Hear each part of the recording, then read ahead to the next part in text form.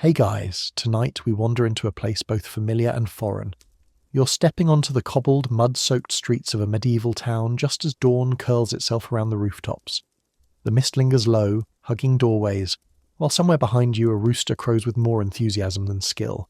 The air smells of smoke from damp wood, of dung left by animals that shuffle through the lanes, and of bread, always bread, baking somewhere nearby. It's not exactly the scent you'd bottle as a candle, but here it feels oddly comforting. So, before you get comfortable, take a moment to like the video and subscribe, but only if you genuinely enjoy what I do here. And while you're at it, I'd love to know where you're listening from tonight and what time it is for you right now. People always imagine history happening far away, but it's fun to think of this medieval morning reaching you across oceans and time zones. Now, dim the lights, maybe turn on a fan for that soft background hum, and let's ease into tonight's journey together. You shuffle forward, boots sinking slightly into the muck, and the town around you stirs awake. The soundscape is a collage: clanging church bells, donkeys braying, the soft thud of shutters thrown open. Vendors are already wheeling their carts to the square, some drawn by horses, others dragged by their own aching backs. There's no neon sign announcing open for business, just the rhythm of lives that have done this for generations. The first thing you notice is how alive the streets feel even before the sun has burned through the mist. Dogs scavenge in packs, noses down, tails twitching. Pigs, yes, actual pigs, shuffle by as though they own the place, and frankly in some towns they sort of did. Medieval bylaws often allowed pigs to roam freely, their job being to eat the refuse that no one else wanted. Picture it: your breakfast scraps, your neighbour's discarded turnip peels, and a pig wandering by, cleaning up like a pink squealing street sweeper. And then there are the people. Peasants huddle close to stalls, clutching a few coins, already calculating what tiny luxury they can manage today. A baker shouts that his bread is fresh from the oven, waving loaves still steaming, while across the square a fishmonger slaps down an eel on his wooden table like a prize catch. You wonder how anyone can pretend not to hear the sound. The atmosphere is earthy, practical, and just a little chaotic. Historians still argue whether medieval markets were as disorderly as some accounts suggest, or if that's simply the bias of wealthier writers looking down at common folk. Either way, your senses insist. This is no tidy farmer's market with wicker baskets of Instagram-worthy produce. It's more like controlled bedlam, an orchestra of squelching mud, braying animals and vendors competing for your attention. You pause by a stall where a woman sells rough woolen cloth, and beside her another hawks onions piled high in woven baskets. The two trades mingle, onions with a side of sheepy musk. Not exactly the food court vibes you're used to, and yet there's an energy in this mixture. You feel yourself drawn deeper into the square where the smell of smoke thickens. That's where the real business happens, the food stalls. Bread ovens have been roaring since before sunrise, and you can see the bakers lugging baskets of loaves toward their stalls. The bread ranges from dark brown and dense to pale and fluffy, depending on how much wheat you can afford. For now, though, you let the smell wash over you, knowing we'll get back to those loaves soon enough. You pass a man carrying live hens under his arm, feathers drifting down as he moves. Chickens were as common in the medieval town as pigeons are in today's city, and just as noisy. The man sells the birds not plucked, not cleaned, just as they are, clucking, scratching, and occasionally pecking him in protest. Imagine your modern grocery run if aisle 6 were filled with live animals. Nearby, a spice seller rattles a pouch in front of a potential customer, whispering about the virtues of pepper. You know spices are rare, worth more than some people's yearly wages, but the seller treats them like snake oil. Pepper to cure your aches, saffron to warm your soul, cinnamon to keep the chill at bay, half medicine, half luxury. The customer looks doubtful, though. It's a big gamble to trade hard-earned coin for a handful of fragrant dust. The mud sucks at your boots as you continue wandering. You catch sight of a boy sneaking a heel of bread from a cart while the baker's back is turned. Hunger makes little thieves of many, and punishments for such theft could be harsh. Yet you doubt the baker will chase him through the muck. He probably knows too well the desperation behind those small crimes. And all the while the sun creeps higher, turning mist into steam rising from rooftops. The market hum swells. Voices overlap, the rhythm steady and timeless. For a moment you realise this is what the start of an ordinary day looked like for centuries. No electricity, no buzzing neon, just human voices and the smell of food cooking in the open air. It feels raw, unvarnished, and oddly intimate. You're one of them, shoulder to shoulder in the crowd, nudged by elbows, nearly tripped by a pig snout. The town is alive, and you are part of its breath. You follow the warm trail of scent the way a cat follows sunbeams, drawn toward the bakers who have been awake since the stars were still gossiping. The loaves arrive in bulging baskets, each one a quiet announcement of rank and fortune. Bread here isn't just food, it's a social ladder you chew. You can almost hear it crunching with authority in the jaws of someone important. A baker with forearms like tree roots sets down a tray and lifts a pale, delicate loaf, manchet, the soft white bread that whispers of sifted wheat, fine sieves, and time that only the wealthy can afford to waste. You hold it a moment and feel how light it is, as if it might float away if you exhale too strongly. It's the kind of bread that barely needs teeth, made for mouths that can pay to keep their teeth. Careful, the baker says, smiling. That one's for the steward. Of course it is. Then you drift to a stall where the loaves are darker, heavier, practical. Rye, barley, maslin, those mixed-grain workhorses sit like honest stones, dense with the same gravity that keeps peasants tied to soil. You pick one up and your wrist complains. It's not Instagram pretty. It's chew and chew some more pretty. A crumb breaks free and lands on your cloak with all the grace of a small meteor. A child watches you, eyes round. That's the kind that fights back, he whispers, half proud, half wary. You nod, as if you and the loaf have an understanding. You notice how quickly a queue forms at the cheap stall. A woman trades a few coins and receives a loaf stamped with the baker's mark, those decorative seals pressed into dough so that, if a loaf is found too light, the authorities know exactly whose scales to inspect. This is the mainstream fact of town life you hear murmured from stall to stall. Bakers' loaves are regulated, weighed and tested. The penalty for short wait could be severe: fines, public shaming, or a ride on the baker's tumbril, that unpleasant wooden cart of humiliation. It's quality control by medieval crowdsourcing, and you feel the accountability hanging in the air like steam. Still, historians still argue whether regulations truly protected the poor or mostly served city coffers and guild pride. You watch a guildsman stroll by in his neat cap, and he glances at the scales like a priest checking on incense. The ritual is real, the outcome's a little fuzzier. At a nearby table, a servant in a livery coat buys half a dozen white loaves and tucks them carefully into a basket lined with clean linen. That linen is a quieter form of status, the bread's safe little bed. Not far away, a labourer tucks a blacker loaf into his tunic, close to his body for warmth, and you catch yourself smiling at the thought that bread, for a moment, is both food and pocket warmer, practical and gentle in a way. Then you see them, trenchers, yesterday's bread baked dense and flat, destined to become plates.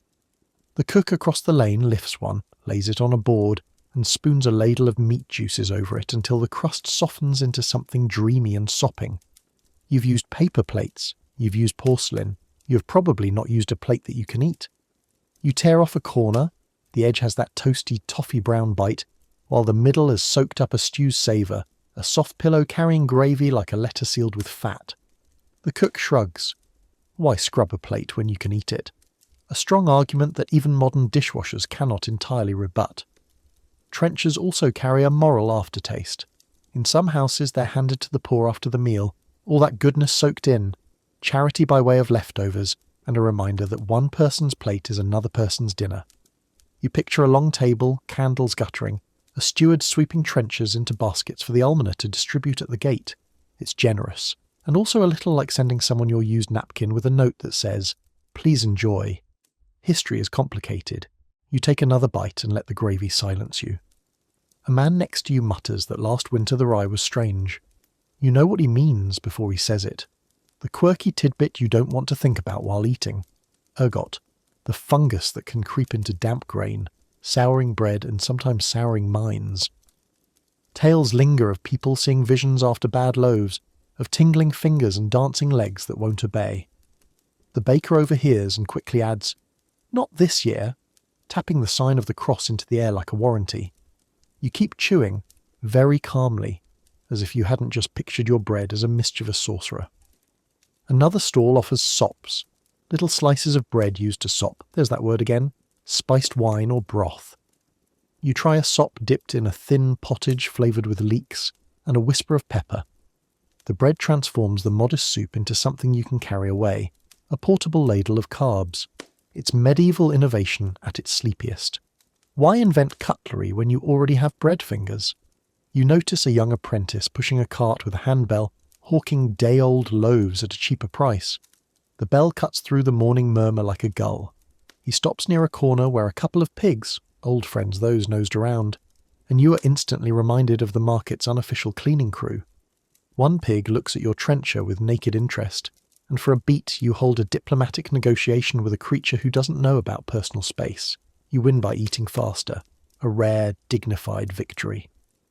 The bakers themselves are a fraternity of heat and pragmatism, living on the clock of yeast and coals. Their ovens are community landmarks, and sometimes, when fuel is scarce, the community shares the heat. Bakers timing their batches like a symphony, everyone slipping dough in and out as the fire breathes. Some towns even arrange for neighbours to bring pots to simmer in the oven's dying warmth after the loaves are out, a night-long exchange of calories and cooperation. It's warm socialism, literally. You overhear a debate at the edge of the stall about the virtue of wheat versus rye. A merchant insists wheat is cleaner, finer, a civilised grain. A farmer counters that rye stands braver in poor soil and bitter weather. You think about how weather chooses dinner more often than taste does. Historians still argue whether the shift toward whiter breads reflected real improvements in milling, or just the rich flexing their pale crumbs like jewellery. Either way, the symbolism sticks to the crust. Pale means privilege. Someone cracks a joke that if you can afford manchet, you can also afford to pay a boy to chew it for you first. You laugh, then realise it isn't entirely a joke. Soft bread is easier when your teeth are a battlefield. A woman next to you uses her knife to saw a precise slice from a dark loaf, and pockets the blade with a swift movement. Knives are personal here. Shared food, private cutlery. You consider how modern it feels. Bring your own utensil, reduce waste, impress friends with your folding steel. The church bells peal again, rolling over the rooftops, and the square shifts. A steward returns to collect his linen-lined basket. A miller arrives powdered with flour like a ghost of himself. A boy darts past with a heel of bread clamped in his mouth, hands free for running. You taste the last of your trencher's gravy and feel how quietly bread does its work, patching hunger, measuring status, soaking up life's broth and rendering it gentler. You pass one final stall where a woman sells blessed loaves on feast days, marked with a cross. She says they keep households safe. Is it superstition, or simply the comfort we all want from warm bread, and the idea that someone cares about our kitchen? You don't press. Sleep stories are built on details that soften the mind, and this too is softening. The crust crackling, the crumb yielding, the steam rising like a sigh.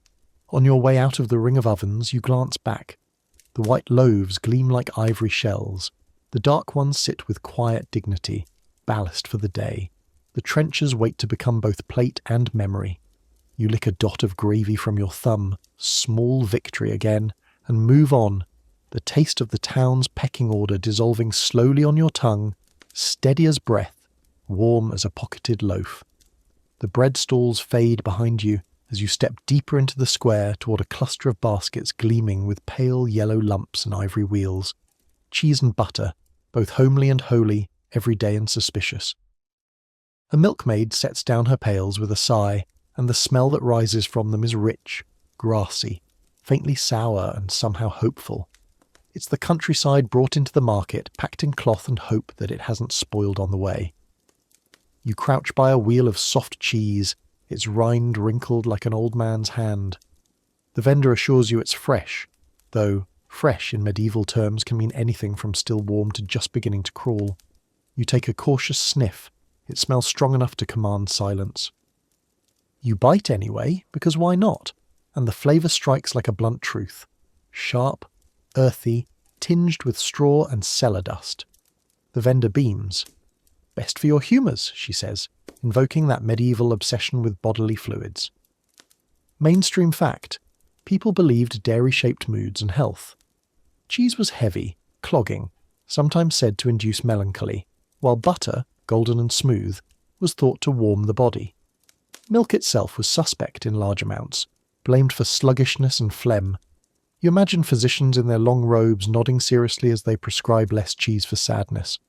Not exactly the kind of advice you'd pay a copay for today, but earnest in its time.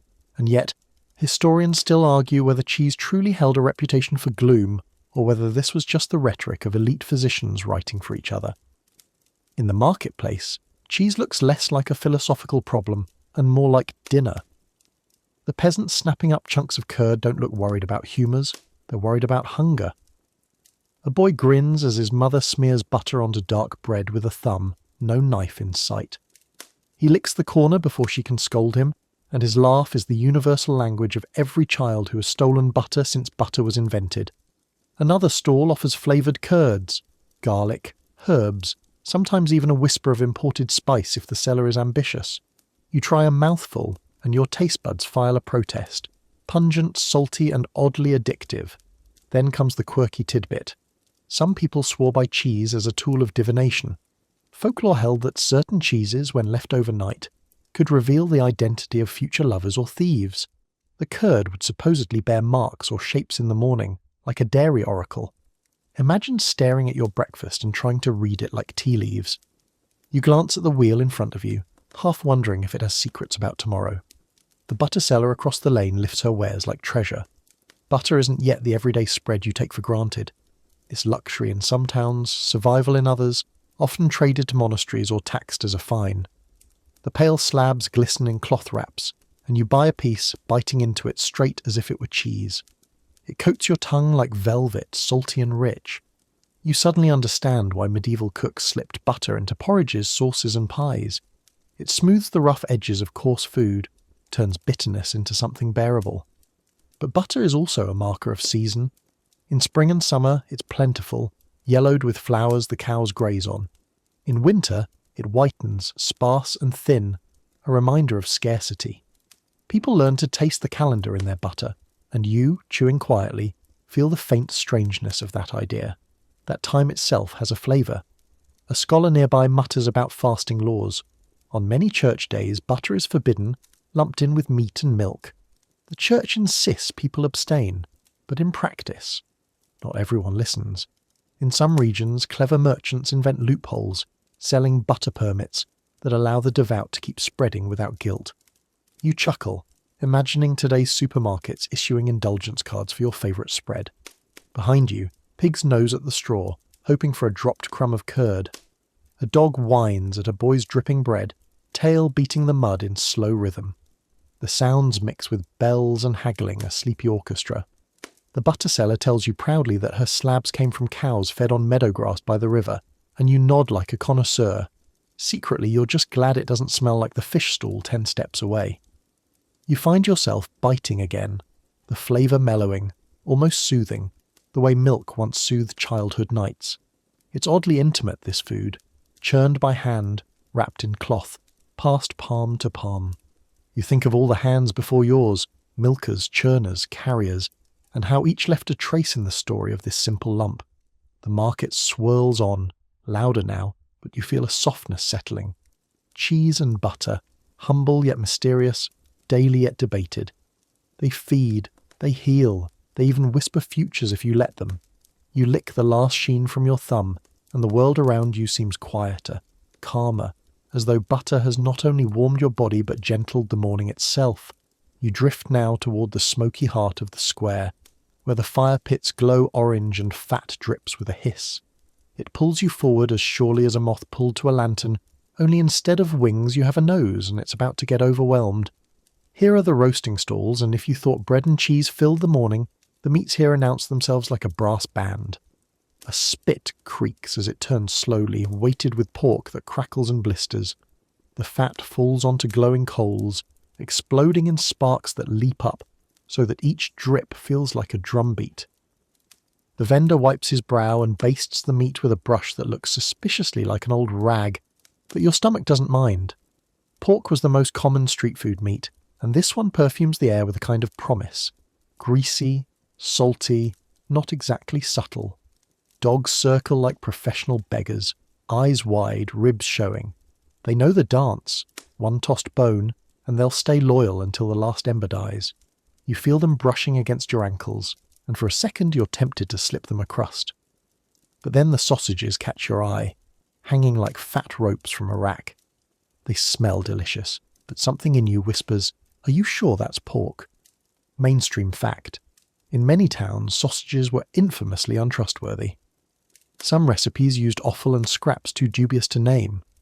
Authorities sometimes cracked down on butchers who mixed questionable meats, dog, cat, or worse, into sausages, though enforcement was, let's say, inconsistent. The medieval crowd didn't exactly have USDA inspections, and here comes the quirky tidbit. There's a record from Nuremberg of a butcher punished for stuffing his sausages with goat dung to bulk them out. You pause mid-bite in imagination, realizing food fraud is far older than packaged snacks. The vendor here waves his knife cheerfully, and you decide not to ask what went into the casings. Some mysteries should stay mysteries. The crowd jostles, and you notice that Goose is roasting at another spit. Geese being popular in autumn, their fat treasured for cooking and even for lamps. The smell is rich, darker than pork, as though the bird has captured the season in its skin. Further along, skewers of smaller birds twirl, pigeons, doves, even larks. Historians still argue whether these were daily fare for common folk or more a treat for special days. To you they look like appetizers, popping and sizzling like edible jewels. A man gnaws on a chicken leg with gusto, grease shining on his chin. He waves it as if to emphasize a point in conversation, and a stray dog leaps to snatch it, missing by inches. The whole crowd laughs. In this square, food is entertainment as much as sustenance. Another stall tempts you with meat pies, steaming and portable.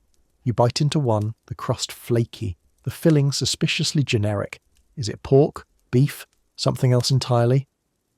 You shrug and let it slide. Hunger, it seems, blunts curiosity.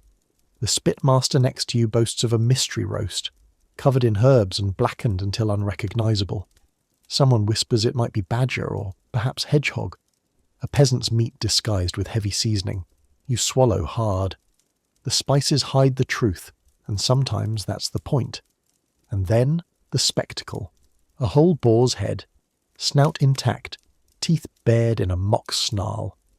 The cook presents it proudly, eyes glazed with egg yolk, ears stuffed with parsley. It looks part feast, part intimidation.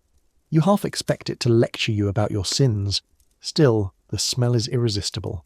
You take a slice of the cheek and it melts on your tongue, tender, smoky, faintly sweet from the glaze.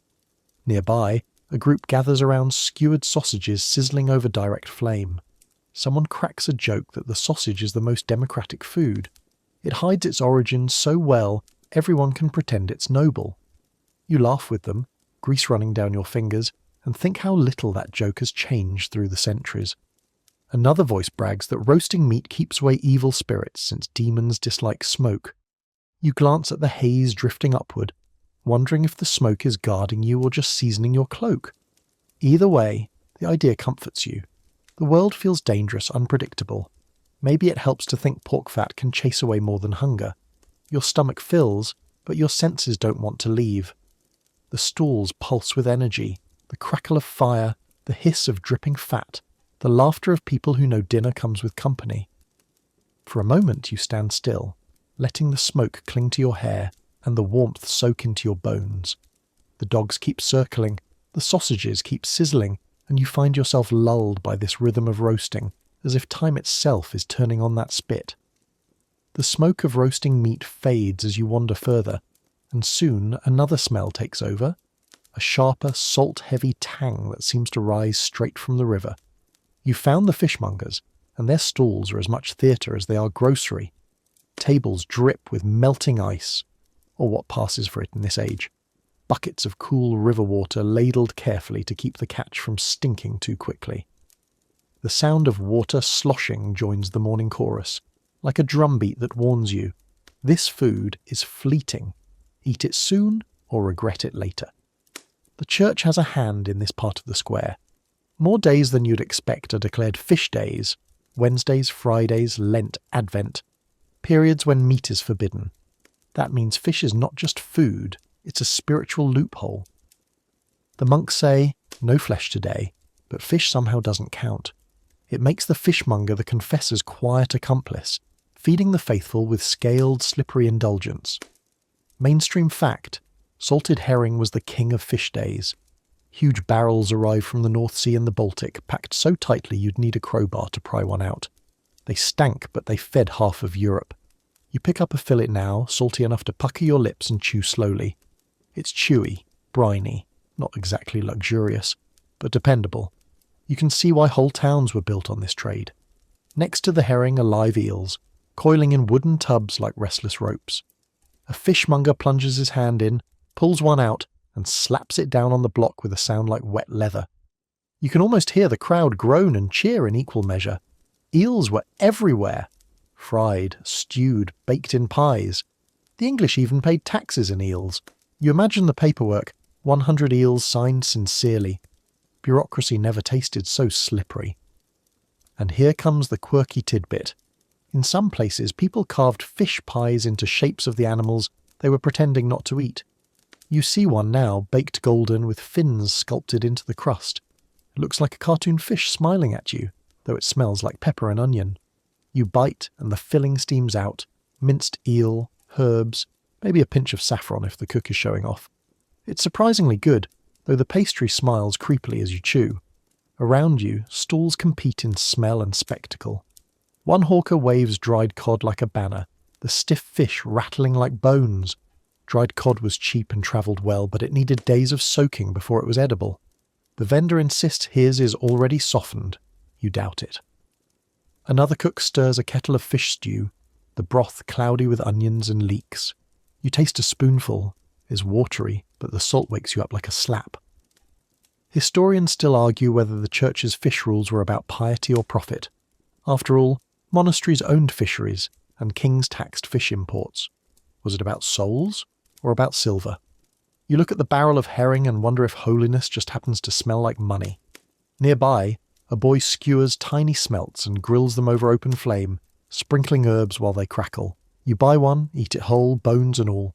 The crunch surprises you, but the taste is clean, sharp, almost delicate. Street food, medieval style. Fast, hot, risky for your tongue, perfect for the moment. Not every smell is pleasant, though. Spoiled fish isn't hard to find, and the air here edges toward rot. A woman pinches her nose as she walks past. The fishmonger scowls, splashing more water over his stall, as though he can baptize away decay. You know it's a race against time, and sometimes the fish lose. At the far end of the row, a stall sells oysters, cheap enough for the poor, strangely. The shells clatter into heaps, slick and sharp. You try one, swallowing brine and grit together, and for a heartbeat you're at the edge of the sea. The taste is fresh, ancient, slightly terrifying. A dog whines at your feet, begging for the shell. You toss it aside, he crunches it like a treat. The crowd thickens here, a reminder that on fasting days fish is king. Merchants bark their prices, monks mutter blessings, and somewhere a bell tolls the hour. You wipe your fingers on your cloak, tasting salt at the edge of your lips. The river's bounty has passed through your mouth, leaving you both satisfied and slightly uneasy. Fish, after all, is both necessity and gamble. Too fresh, and it wriggles. Too old, and it poisons. Somewhere between, it feeds you. You step back from the stalls, the smell clinging to your clothes like a souvenir, and follow the crowd deeper into the maze of the market.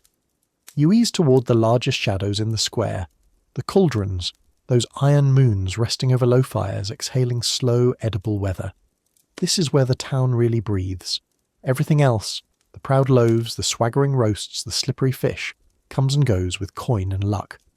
But here, at the pottage pots, the day's certainty simmers.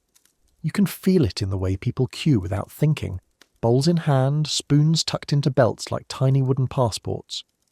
The surface of the nearest pot blips quietly, as if a frog were trying not to interrupt. A woman with arms like stout branches stirs with a paddle, and what rises is both humble and hypnotic. Peas softened to velvet, onions surrendered to sweetness, shreds of cabbage and leek, and a bold handful of what she calls herbs from the lane. You decide not to ask which lane. The steam wraps your face in garden breath and cellar warmth. Earthy, honest, a little weedy, in a good way. Mainstream fact: for much of medieval Europe, pottage, A stew or thick soup of grains and vegetables was the daily staple for ordinary people. Bread could fail with a bad harvest, meat was irregular, but a pot on the fire could stretch scraps into meals that kept families upright. You close your eyes as you taste. It's soft, steady, and more flavourful than appearances promised. A trickle of fat, someone's bacon rind perhaps, haunts the broth like a pleasant ghost. The spoon cools against your lip. You take another sip and feel your shoulders drop. It's amazing what hot peas can do to a nervous system. You watch the cook crumble a piece of yesterday's trencher into the pot. There's your callback, thickening the broth until it remembers that it wants to be dinner. A boy appears with a jug of weak ale and tips a shy stream into the cauldron, and suddenly the smell wakes up. As if the stew has learned to sing. Ale turns out to be an all-purpose fixer here. Drink it when the water looks suspicious, and pour it into the pot when the flavour looks shy. You nod like a connoisseur who's just discovered the vintage last night's batch reheated. People bring small tributes to the pot the way modern folks bring a bottle to a party. One woman drops in a bundle of nettles blanched and chopped. For strength, she says, and you remember that nettles are basically medieval kale, just with better self-defence. Another adds sorrel for a lemony bite. Someone else produces a knob of something rooty that might be parsnip or might be an adventure. The paddling continues and the crowd relaxes. Here, no one is pretending to be wealthy. Everyone is pretending the stew will be enough, which is almost the same thing. The quirky tidbit you didn't know you needed. Some inns and households kept a perpetual stew, a pot that never fully emptied, simmering day after day, with new ingredients added as old bowls were ladled out. You peer into the depths and imagine centuries of dinners waving politely at one another as they pass. The cook winks. We started this pot before dawn. You picture a monastery kitchen where the pot has been alive all week, and for the tiniest, silliest instant you feel a fondness for a stew with a birthday. You dip your spoon again and discover the soft bump of barley. Grains are the scaffold of this world. Oats for porridge in the morning, wheat for the lucky, barley for the stubborn middle, and peas and beans doing the heavy lifting of protein when animals must stay on 4 legs instead of becoming lunch. Historians still argue whether the average peasant diet delivered enough calories and protein across the year, or whether we romanticise the resilience that scarcity forced. You consider the spoonful you're holding, rich today, thin tomorrow, and how truth can be a ladleful that changes with the season. Fuel, too, is part of taste. Wood is precious. Charcoal is pricier. In some towns, peat gives the stew a faint, marshy perfume. The cook lowers the fire with a practised hand, teaching the pot to whisper rather than shout. Long, quiet heat makes peas surrender without complaint, coaxes onions into sweetness, persuades tough greens to think gentle thoughts. You feel the patience in your mouth. Time has been cooked into a flavour. A man beside you sprinkles a pinch of something dark from a tiny pouch. Pepper, that rare traveller, more status than seasoning for most. The pot barely notices, which makes the man glance around to see if anyone witnessed his extravagance. You pretend not to, which is the kindest thing you do all morning. Another adds a dash of verjuice, that sour green juice from unripe grapes, which brightens the stew like a sudden memory of sunlight. A girl squirts in a spoon of mustard, and now the whole pot is clearing its throat in a friendly way. Medieval cooking isn't bland. It's careful, humble ingredients coaxed into cooperation. You overhear someone murmur about humours again, how peas and beans are windy, how onions warm, how greens cool. A physician would prescribe pottage differently to different bodies, like a customised playlist for your spleen. You grin and keep slurping. If this bowl is therapeutic, it's the kind of therapy you can afford without a copay, and with significantly more chewing. On the edge of the square, a smaller pot simmers in observant silence. Lenten pottage made without meat or dairy, thickened with ground almonds into a pale, gentle cream. Almond milk in the Middle Ages isn't a trend, it's a workaround. Fasting rules say no to milk and butter, so cooks answer yes with a nut. You try a spoonful. It's delicate, almost courtly, the kind of softness that makes you lower your voice.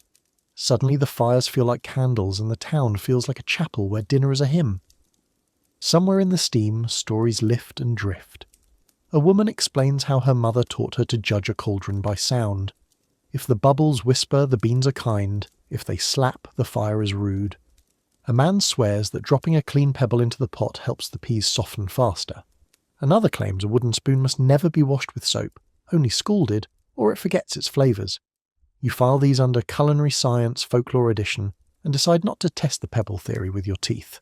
Not all pottage is gentle. A different stall ladles out a warrior's brew thick as memory, crowded with cabbage, leeks, and a few proud shreds of pork that function more as rumours than as meat. The spoon stands upright on its own, which is both a warning and an invitation. You accept. It tastes like hard work and late winter, and the moment before the first seed goes into the ground.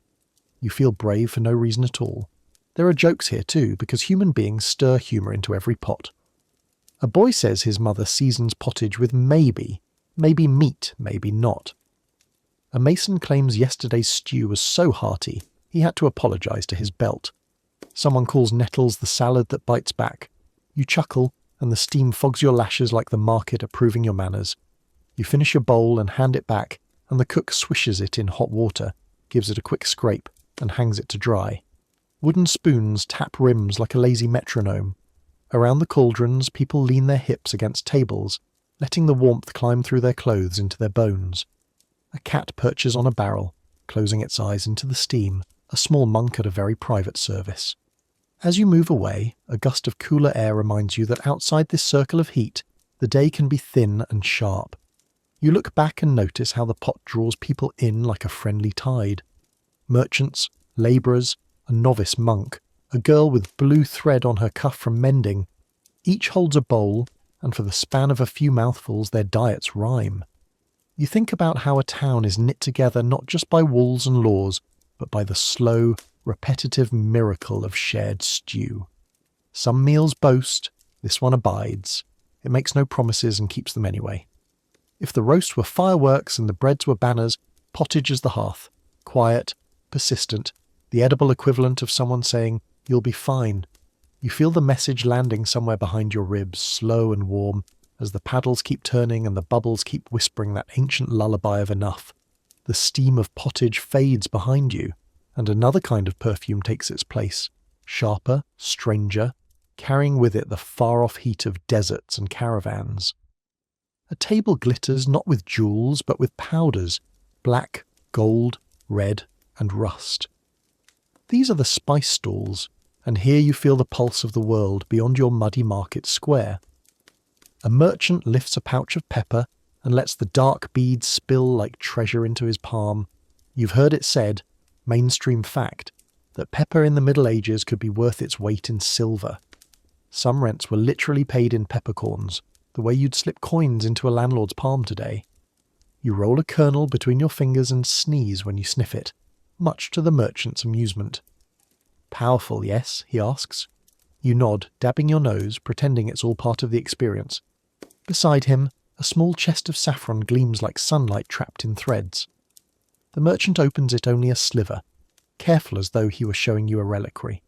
The colour alone feels holy. You imagine the thousands of crocus flowers plucked just to gather a handful of these strands, each one harvested by fingers that must have been very tired. The scent is faintly sweet, a little metallic, a whisper of something foreign and expensive. Cinnamon sticks lie in neat bundles rolled tight like scrolls. A cook nearby brags that cinnamon makes even the dullest stew taste noble. Nutmeg sits like little wooden marbles, and the merchant whispers the quirky tidbit that nutmeg can protect against plague. People carried them in little pouches or wore them as charms. You chuckle, picturing a medieval wellness influencer. Just rub nutmeg oil on your temples and you'll never fear the Black Death. It's a miracle remedy, until it isn't. The air here feels different, like a border crossing. These spices came by caravan through the Levant, by ship through Venetian harbours, by routes that stitched continents together long before the word globalization existed. Historians still argue whether the spice trade was primarily about flavour or about flaunting wealth. Was pepper sprinkled on fish to mask rot? Or was that just a slander passed down by people jealous of those who could afford it? You roll the question around like a pebble in your shoe. Maybe both, maybe neither. The truth is probably salted, spiced, and served with exaggeration. A crowd gathers around a cook who's using cloves and ginger in hot wine. He ladles a steaming cup into your hands, and the warmth flows down your throat with a burn that's half heat, half history. Mulled wine, spiced and sweet, is like sipping a map. The Rhine, the Levant, the Indian Ocean, all travelling through your body in one swallow. You sigh, and the steam carries away a little of your tension. Then you notice saffron cakes, golden yellow and soft, sold in tiny portions at a scandalous price. You buy a piece out of curiosity. The crumb is sweet, rich, perfumed, almost unreal. You chew slowly, aware that this bite might cost as much as a day's wages for someone else. You wonder if luxury always tastes better, or if it simply tastes like the story you tell yourself as you eat it. Across the way, a woman hawks spice mixes like a magician selling potions. This one for love, this one for sleep, this one to keep you regular, she says with a grin. She scoops powders with practiced flair, combining cinnamon, ginger, pepper, maybe a pinch of saffron if she thinks you're watching closely. You buy a packet that she swears will make any stew noble. It smells like half a dozen worlds colliding. Another merchant guards his stock more fiercely. He sells mace, the lace-like shell that surrounds nutmeg, and calls it the spice of angels. He insists it soothes the heart.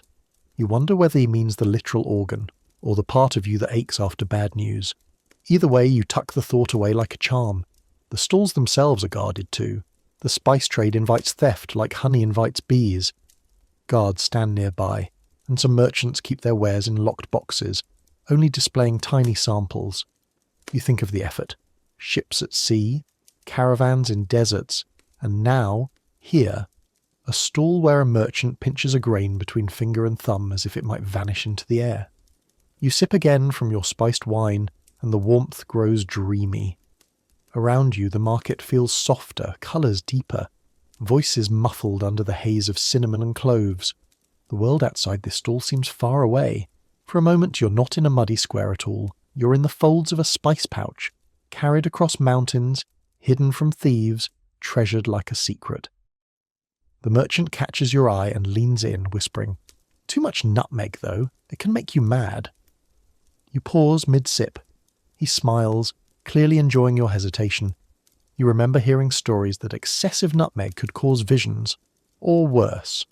Folklore becomes warning, science becomes rumour, and all of it perfumes the air around you.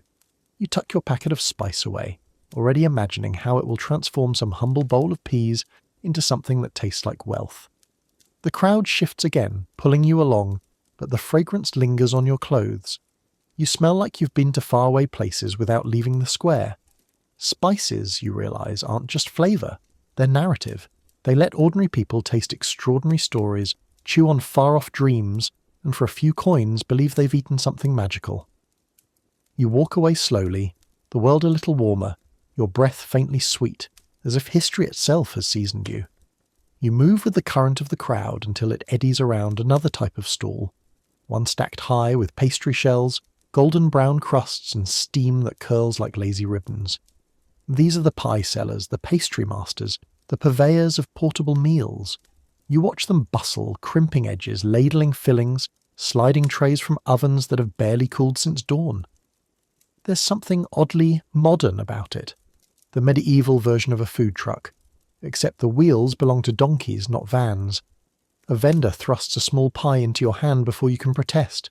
It's hot enough to sting your palm, the crust sturdy, made not to delight but to transport. You take a bite anyway. The pastry crunches, the filling oozes, meat, onion and herbs, in a flavour that hits your tongue like a marching band. You chew, trying not to burn your mouth, but half the market seems to be doing the same dance. Mainstream fact, pies weren't just about taste, they were about practicality. The thick crust, sometimes too hard to eat, acted like a medieval Tupperware, keeping meat or fish safe for days. The filling was the point. The pastry was often discarded or handed off to servants or the poor. You glance at the stall's stack of discarded shells, little edible coffins that once held feasts. But pies could be entertainment too. Here comes the quirky tidbit. Cooks sometimes baked live birds or frogs inside great pies, so that when cut open, the creatures would leap or fly out, surprising the banquet guests.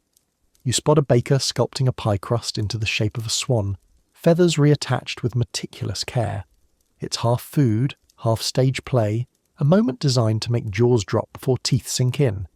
You can't decide if it's magical or mildly terrifying. Closer to the ground, hand pies are the fuel of the people. Workers grab them on their way to the fields, apprentices wolf them down between errands, children hold them like toys. A boy next to you clutches a small fish pie, steam bursting through cracks in the crust. He grins, chewing with his mouth full, grease running down his wrist.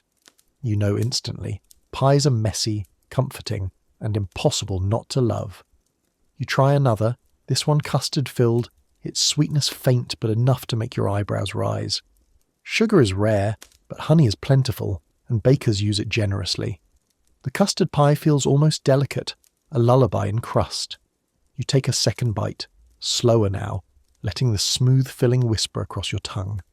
Historians still argue whether street pies were safe meals or culinary roulette. Some accounts praise their convenience. Others grumble that vendors stretch fillings with questionable scraps, rancid fat, mystery offal, even sawdust in the flour.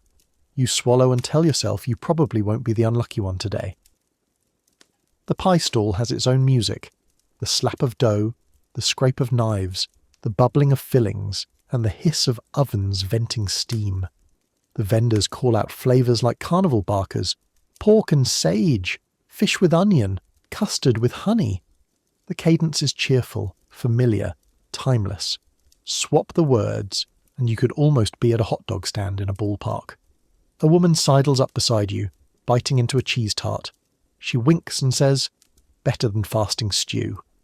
You laugh, and she adds that in her village, pies are also fortune tellers. If the crust cracks wide, it's bad luck. If it holds, your week will be strong. You look down at your own pie, its crust split open, steam escaping. You decide not to mention it and simply take another bite, because superstition is easier to chew when it tastes good. Another vendor shows off meat pasties shaped like half moons, designed for workers to grip by the crust edge and toss the dirty rim aside after eating the middle. You try one, biting into the thick, peppery filling. It's hearty, portable, and exactly what a miner or mason would need when their hands were coated in grime. For a second, you admire the genius of a design that solves hunger and hygiene at once. The air around the pie stalls is full of laughter, chatter, and the occasional yelp when someone burns their tongue. Children chase each other between benches, crumbs trailing in their wake. Dogs snap up the fallen bits like tiny janitors.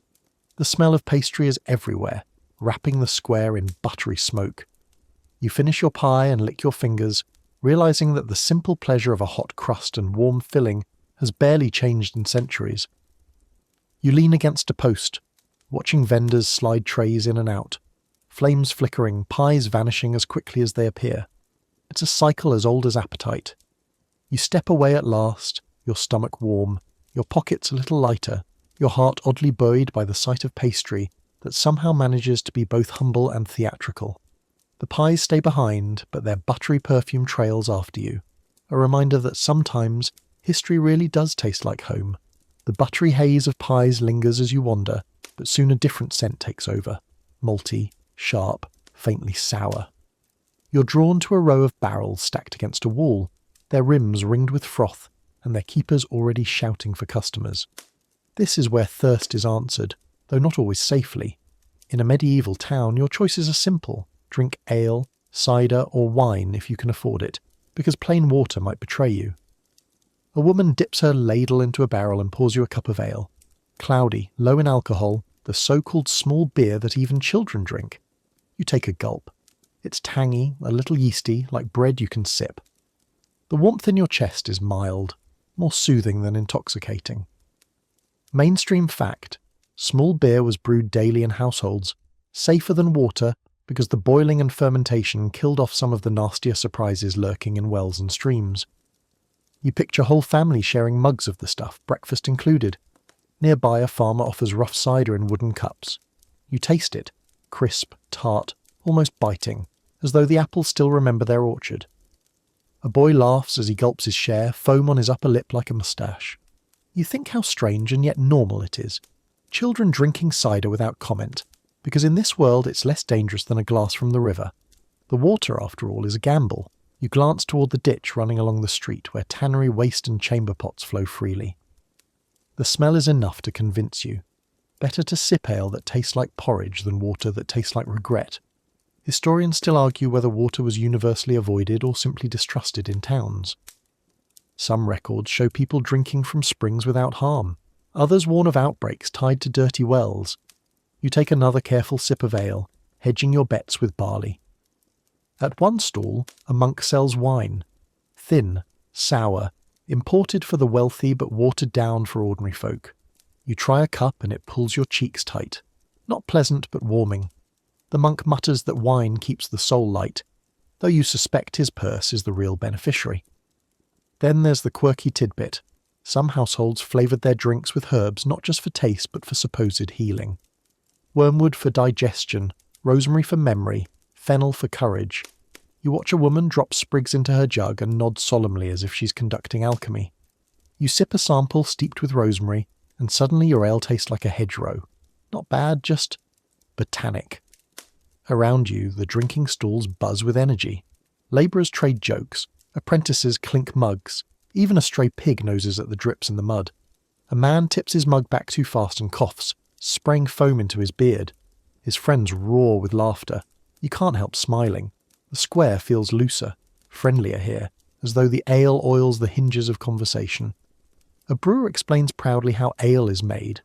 Barley malted, mashed, boiled with herbs, hops not yet common everywhere, and left to ferment.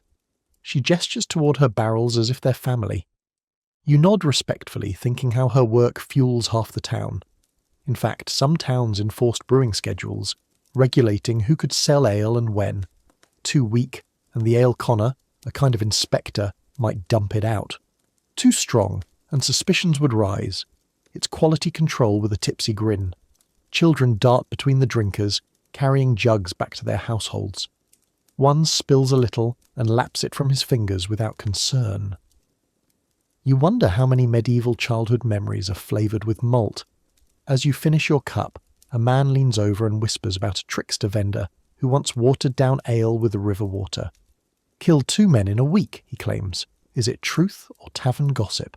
Hard to say. But the story sticks to you like foam on your lip. The bells toll another hour and the crowd shifts again, voices rising louder under the gentle buzz of drink. You set down your empty cup, the taste of yeast and apple still on your tongue. Around you, barrels slosh, mugs clink, laughter swells. Water may betray, but ale and cider make the square hum. You walk away with a faint warmth in your chest, equal parts comfort and caution, ready to follow the market into its next flavour. The warmth of ale and cider lingers as you drift toward the sweeter end of the market, where children cluster and merchants wear the kind of sly smiles reserved for sellers of temptation. The air changes here. Less smoke, more sugar, more honey, more sticky-fingered delight.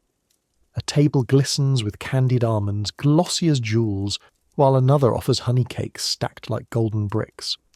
You can smell them before you even see them. A perfume of roasted nuts and syrup that clings to the morning mist. A vendor thrusts a cone of nuts into your hand. They're hot, dusted with sugar crystals that crunch like tiny bells between your teeth. You grin before you can stop yourself, because sometimes history tastes like a carnival. Mainstream fact: sugar in medieval Europe was an expensive import, often locked in chests like treasure. Nobles treated it almost like medicine, sold by the ounce in apothecaries. Yet here, in this square, you can still find a handful if you have a coin or two. It's a reminder that even the poorest sometimes tasted sweetness, if only briefly. Honey, though. Honey was everywhere. Sticky and floral, it was the sweetener of choice long before refined sugar took over. A woman slices you a honey cake dense with oats, spiced faintly with cinnamon. It's heavy, hearty, and clings to your teeth in a way that makes you lick your lips like a child.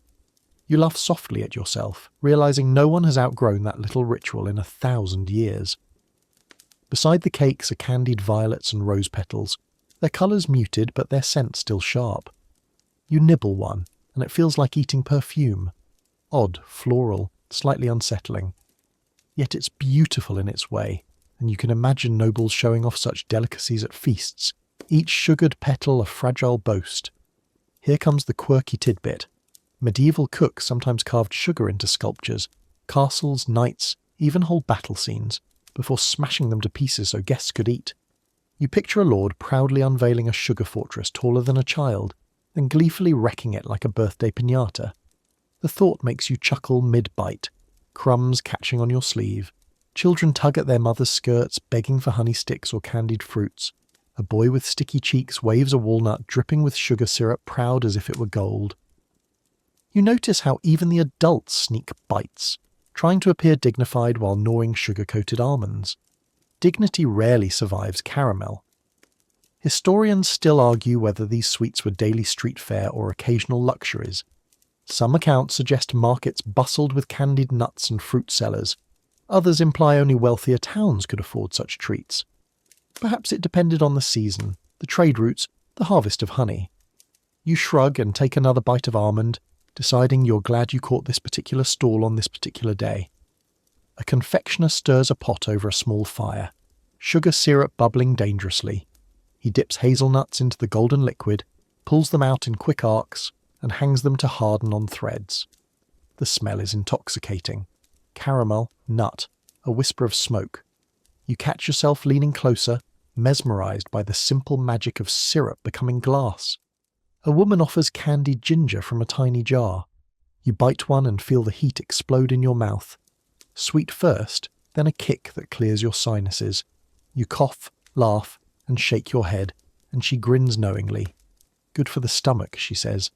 You're not sure whether she means as medicine or dessert. Nearby, a man boasts that his sugar is Venetian, imported at great expense. He lets you sniff a lump, white, crystalline, sharp-scented. It's no wonder they kept it under lock and key. He says some nobles even had sugar rooms guarded as carefully as treasure vaults. You picture knights in armour defending a pile of candy. The image makes you smile into your honey cake. The crowd here is lighter, giddier. Children run in circles, adults nibble with guilty pleasure. Even the dogs seem perkier, noses twitching at the sweetness. It's a softer corner of the market, a reminder that not every bite is survival, sometimes it's joy. You lick the last of the honey from your fingers and sigh. The square hums around you, but for a moment all you can taste is sweetness. Rare, fleeting, precious. You know it won't last. Treats never do. Yet the memory of sugar lingers on your tongue like a promise, carrying you forward to whatever flavour the market decides to hand you next. The sweetness still clings to your tongue as you wander toward the edges of the square, where stalls grow stranger, colours brighter, voices tinged with foreign accents. Here the market blooms into something more than local. It's a patchwork of tastes carried on ships, strapped to mule backs, and guarded through mountain passes. You can feel the distance in every aroma. A merchant unfurls a cloth, revealing dried figs from the Mediterranean. They're wrinkled, glossy, and when he tears one open, the inside glows like amber. You bite, and the seeds crunch softly, sweetness layered with a faint tang. He grins and tells you they came by ship through Genoa, travelling further than most people ever dream. You chew slowly, aware that you're eating miles as well as fruit. Next, a jug of spiced wine, cloves, cinnamon, honey, brewed in the Iberian style. The vendor ladles it steaming into your cup. The warmth is familiar, but the spice whispers of palm trees and Moorish kitchens. Mainstream fact: the Iberian Peninsula, with its mix of Christian, Muslim and Jewish cultures, was a crossroads of food.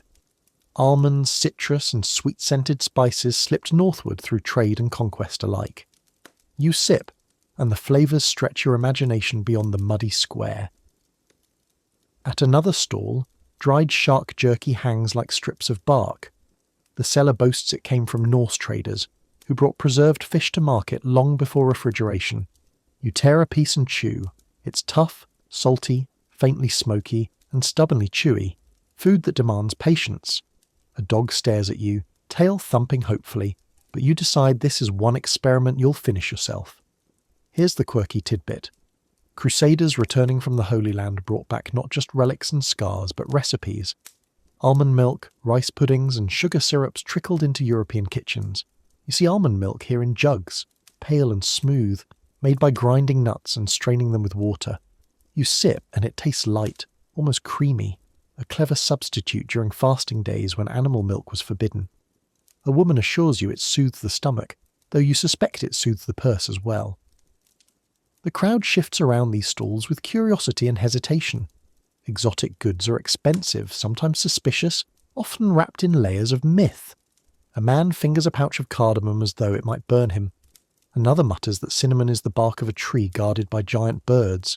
You almost laugh, but then you realise such stories help explain the impossible distances these goods have travelled. Historians still argue whether medieval people believed these myths literally or treated them as metaphors. Were cinnamon birds real to them, or just convenient symbols? Either way, the stories seasoned the trade as much as the spices themselves. You catch sight of a tray of Manus Christi, little sugar candies flavoured with rosewater, imported from the East. They're tiny, jewel-like, and you can't resist. The taste is delicate, perfumed, almost unreal, like chewing a flower. You sigh, half enchanted, half amused, thinking of how strange it is that sugar once served as medicine, doled out by apothecaries alongside powders and potions. Nearby, a Moorish merchant sells saffron-coloured rice, a novelty here, and invites you to taste. The grains are soft, buttery, golden. It feels like treasure disguised as supper. The man explains in broken Latin how rice grows in flooded fields far to the south, and you nod, imagining landscapes you'll never see, carried into your mouth by one humble spoonful. The stall next to his is simpler. Almonds, dates, raisins, all dried and stacked in pyramids. A girl munches dates with a smile that says she doesn't care where they came from, only that they taste good. You buy a handful and agree with her silently. The market around you vibrates with these borrowed flavours. Cooks experiment, merchants boast, customers squint at unfamiliar goods. You realise that street food here is not just about filling stomachs, it's about telling stories, showing wealth, hinting at distant adventures. Every spice, every dried fruit, every foreign drink is a piece of the world dropped into this muddy town like a comet. You wipe your hands on your cloak, the taste of almonds and wine mingling on your tongue. For a moment you feel suspended between places, part of the square, yet also brushing against deserts, orchards, seas. The air is noisy, full of haggling, but inside you it's quieter, softer, warmed by the knowledge that food carries worlds across borders without asking permission. You leave the sparkle of saffron and candied almonds behind, and wander toward the quieter edges of the square. Here, the stalls are humbler, the voices softer, the coins fewer. It's where the poorest seek their meals. Simple, rough, sometimes barely food at all. You pause, taking in the shift. Fewer colours, fewer smells, just the low murmur of people stretching survival out of scraps. A woman unwraps a loaf of bread so dark it's almost black. It's rye, coarse and heavy, speckled with bits of husk that scratch at your teeth. You break off a piece, and the crumb is dense, nearly sour. This is the bread of survival, not pleasure. Mainstream fact: black bread was a staple for peasants across much of Europe, baked from rye, barley or mixed grains when wheat was a distant dream. It filled bellies, though not always happily. You chew slowly, the flavour like damp soil, grounding and relentless. Next to her, a pot of boiled nettles steams faintly. A boy ladles you a small portion, and you taste the bitterness, sharp, green, not unpleasant, but far from indulgent. Nettles sting the hand when raw but soften in boiling water, a free vegetable for those who can't afford markets. You swallow, feeling both humbled and oddly nourished, like you've eaten a piece of the hedge itself. A man offers you bone broth, but the bones are bare, reused again and again. The liquid is thin, almost clear, flavoured faintly with marrow but mostly with hope. He shrugs and says, "Better than none." You sip, and it warms your mouth without satisfying your hunger. This is food at its most minimal, like the outline of a meal without the colours filled in. Here comes the quirky tidbit. Some accounts tell of peasants boiling stones in water, pretending it was stew until neighbours added vegetables out of pity. A stone soup, centuries before the folktale became famous. You watch a woman stirring a pot with little more than weeds, and think how thin the line between story and survival really is. Around you, scavenging is part of the diet. Children pick at fallen crumbs under stalls. A dog gnaws on a discarded crust, its ribs showing. A woman crouches by the ditch, pulling wild sorrel and stuffing it into her apron. These greens are dinner now, though in another age they'll be called gourmet. Historians still argue whether medieval peasants starved regularly or scraped by with a monotonous but steady diet. Some evidence suggests they lived longer than nobles during famines, precisely because their bodies were used to coarse fare. Others point to waves of malnutrition, growth stunting and desperation, You look at the black bread in your hand and wonder which truth it belongs to, resilience or suffering. You hear jokes even here because humour survives hunger. A man mutters that his bread is so dense it could serve as a doorstop. A woman quips that her soup is flavoured with hope and a pinch of disappointment. You chuckle, though the laughter dies quickly, swallowed by the wind. Yet there's tenderness too. A girl breaks her crust in half and gives it to her younger brother, who devours it in 3 bites. A neighbour ladles extra nettles into a widow's pot. These small kindnesses season the thin meals with something richer than meat. Solidarity. You chew another bite of rye, heavy and plain, and feel its gravity settle in your stomach. It's not indulgence, it's not joy, but it's life. For the poor, street food is not about surprise or spectacle. It's about survival stitched together one bitter green, one gnawed bone, one dark loaf at a time. As you step away, the contrast to saffron cakes and candied nuts hangs in your throat. The market is one world, but 2 diets, luxury and hunger, abundance and scarcity, coexisting on the same muddy cobbles. You breathe deeply, tasting nettle and rye in the back of your mouth, and let the weight of that reality carry you forward. The square grows louder again as you follow the scent of roasting, but this time it isn't the pork fat stalls of the common market. This is the avenue of spectacle, the realm of the wealthy, where food is less about hunger and more about theatre. You step into a world where meals are staged like plays, designed to dazzle and intimidate as much as to nourish. At the centre, a great table glimmers, with dishes you can hardly believe are edible. A roasted peacock, its feathers reattached after cooking, stands tall, plumage fanned like a royal crown. The skin glistens golden, glazed with saffron and honey. The effect is half magnificent, half absurd. You take a slice, and the meat is chewy, a little dry, more impressive to the eye than to the tongue. Mainstream fact: medieval feasts often used such spectacles, birds, beasts, even sugar statues, to display wealth and power rather than to satisfy hunger. Nearby, a swan's head has been dipped in gold leaf, gleaming as though it might speak. The body has been roasted, the feathers stitched carefully back, a grotesque puppet of its former self. You hesitate, then taste. The flavour is rich, gamey, but lost beneath layers of spice and sauce. The gold leaf flakes on your lips, tasteless but brilliant. It's not food, it's a performance, and you are the audience. Then the quirky tidbit arrives, a sugar sculpture taller than a child, shaped into a castle complete with battlements. Children stare wide-eyed, adults murmur appreciatively, and then, at the host's signal, it's smashed with a rod, shards of sweets splintering into the crowd. Guests scramble to grab pieces, laughing as though they were children themselves. You catch a fragment, crunching it between your teeth. It tastes of rosewater and almond, but mostly it tastes of wealth crumbling for show. The servants carry in subtleties, those clever dishes meant to surprise. A pie is cut open, and live birds flutter out, to the delight and shrieks of the crowd. Another dish is shaped like a boar, but reveals fish inside sculpted to trick the eye. You shake your head, smiling at the absurdity. Here, food is not just eaten, it's told like a riddle. Historians still argue whether such extravagance fed the soul of the nobility or simply reinforced the walls between rich and poor. Did lords truly savour these displays?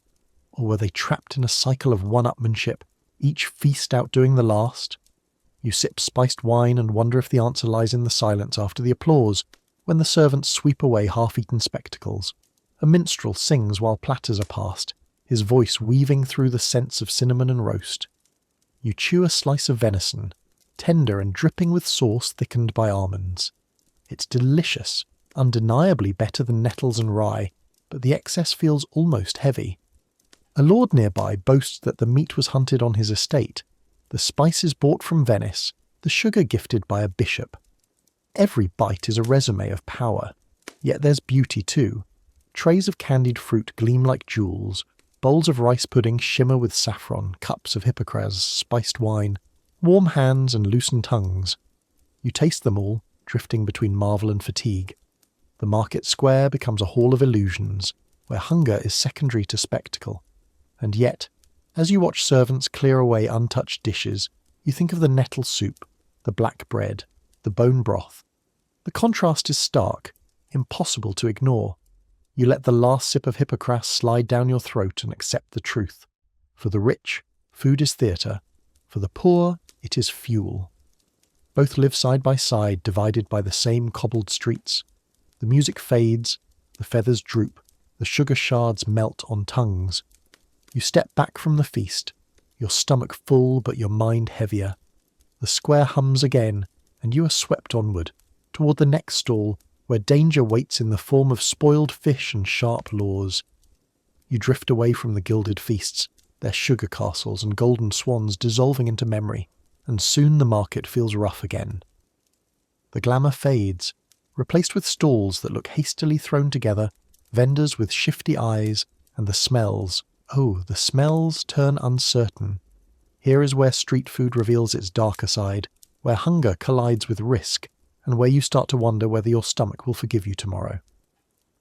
The first stall offers fish that looks suspiciously past its prime.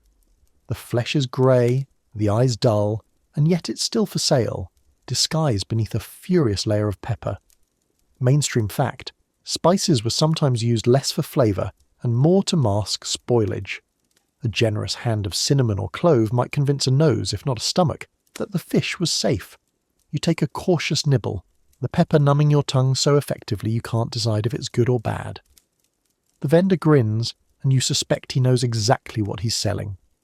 Next, a baker hands out loaves while a city official in a neat cap hovers nearby with scales. Loaves must meet legal weight. Cheats could be punished harshly. You overhear someone whisper that last summer, a baker caught short waiting bread was dragged through the streets on a tumbrel cart, jeered by children. You glance at the scales and feel the odd comfort of bureaucracy protecting your crust. And yet, historians still argue whether such punishments protected the poor or simply reinforced civic control. The truth, like flour, has a way of clinging stubbornly to every surface. Then comes the quirky tidbit: ergot poisoning. Rye infected with this black fungus could cause terrifying symptoms: convulsions, hallucinations, burning sensations in the limbs. Entire villages suffered outbreaks, dancing wildly, seeing visions, even losing fingers and toes. You shiver as you chew a crust of rye, suddenly eyeing it with suspicion. The woman selling it insists her bread is clean. You nod politely, though you half expect the crust to sprout wings and whisper secrets. Other dangers lurk, less dramatic but just as grim. Meat pies sometimes hid scraps unfit for human consumption. Milk could sour in a blink, turning stomachs by nightfall. A jug of cider might taste fine but carry a hidden infection. People died from their dinners, and yet the stalls kept selling, because hunger left little room for caution. You pause at a vendor stirring a pot of stew that smells oddly sweet. He ladles you a bowl, and the taste is pleasant enough, until you notice the strange texture, like sinew that doesn't belong. You stop eating, setting it aside discreetly. The vendor's eyes flicker toward you with a challenge: eat or leave. You leave, deciding not every adventure needs finishing. The square around you thrums with risk. Dogs fight over scraps in the ditch. Women argue over the freshness of cheese. A man vomits discreetly behind a cart and wipes his mouth with his sleeve. Street food is lively, yes, but it's also a gamble, and the dice are loaded against the poor. And yet, laughter punctuates the danger. A man jokes that his sausage is part rat, part cat, part miracle. A boy quips that if the fish is too fresh, it must have drowned that morning. A woman says her husband can survive anything after years of her cooking. Humour is the spoonful of sugar that helps questionable broth go down. You linger a moment longer, watching the city official's scales tip back and forth, hearing the clatter of coins, smelling the uneasy perfume of pepper and old meat. This is the shadow side of the feast, the reminder that food is not just pleasure but peril.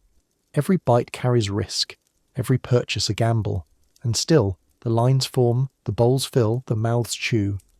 You step back into the crowd, your stomach cautious, your senses sharpened. The market hums on, unbothered by the hazards it hides. You follow the flow once more toward the quieter edge of the square, where echoes of these medieval meals linger in flavours you'll recognise even centuries later. You've wandered through the square all morning. Bread, cheese, roasting meat, fish and stew, spice and sugar, spectacle and danger. And now, as the crowd begins to thin, you start noticing something oddly familiar. The echoes of this medieval street food haven haven't disappeared. They've just disguised themselves in modern wrappers, lingering in your own world like culinary ghosts. At one stall, a man sells meat pies still warm from the oven. Workers grab them quickly, sliding them into pockets to eat later. You bite one, flaky and peppery, and suddenly you're thinking of the handheld pies at football games, the Cornish pasties wrapped in paper, the portable meals you've seen sold on busy corners. The medieval design, the crust edge to hold with dirty hands, the filling rich and hearty, feels almost unchanged. You swallow, and the centuries blur. Nearby, a woman tosses almonds in a pan with honey until they glisten. The smell is unmistakable, that same sticky sweetness you followed at street fairs, candied nuts wrapped in paper cones eaten while walking. You take a handful, the sugar clinging to your fingers, and laugh quietly at how history sometimes refuses to invent new ideas. It just keeps selling the same ones to new generations. Mainstream fact: many of today's fast foods trace their roots to medieval markets. Pies, fried fish, candied nuts, even mulled wine. You sip another cup of spiced wine, and it tastes suspiciously like mulled cider at a Christmas market. Only the plastic cups are missing. Historians still argue whether medieval food was closer to ours than we admit, or whether we've merely revived the bits that survived best. A boy runs past with a stick of something sweet. Dried fruit strung like candy. You realise it's the ancestor of lollipops, the same idea of portable sugar, just less refined. You grin, thinking of the shelves in modern shops lined with gummies and chocolates. Sweetness is still the same lure, whether sold in a muddy square or under fluorescent lights. The quirky tidbit lands with a smile. Even fried dough has its medieval roots. Simple batters dropped into hot fat, sold to passers-by, dusted with honey or sugar. You imagine the joy of biting into one on a cold night and can't help but think of donuts, churros, funnel cakes. The same guilty pleasure, the same sticky fingers. The oil may be newer, the name's changed, but the joy, timeless. As the market quiets, you sense how much of it still breathes in your own world. The way people gather around hot food, the way scents pull crowds, the way humour softens hunger, all of it persists. The medieval market isn't gone. It's hiding in your weekend street fair, your food truck row, your stadium snack line. You chew the last of your pie slowly, letting the warmth settle into you, and listen to the echoes of laughter, haggling, sizzling pans. It all feels closer now, not a distant age, but a familiar rhythm.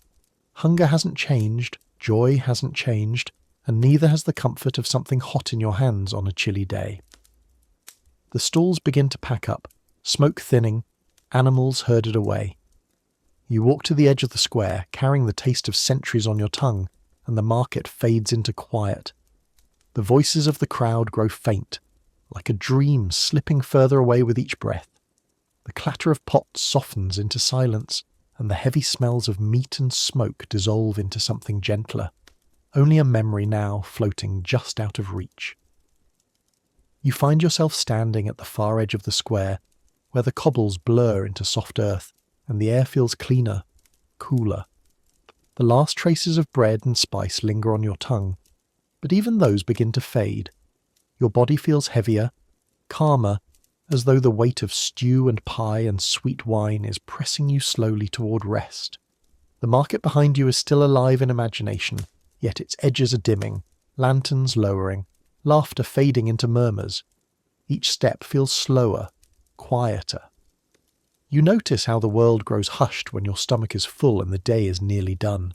The pigs have stopped rooting in the mud, the dogs have curled into doorways, and the last of the smoke drifts upward like a ribbon carrying the day into the sky.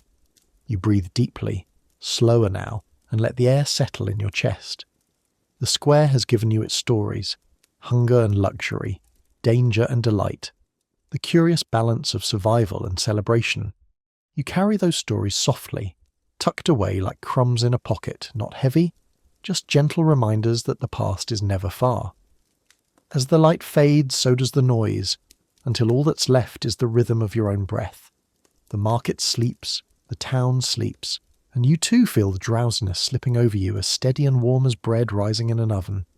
The journey is done, the echoes are quiet, and you too can rest. Sweet dreams.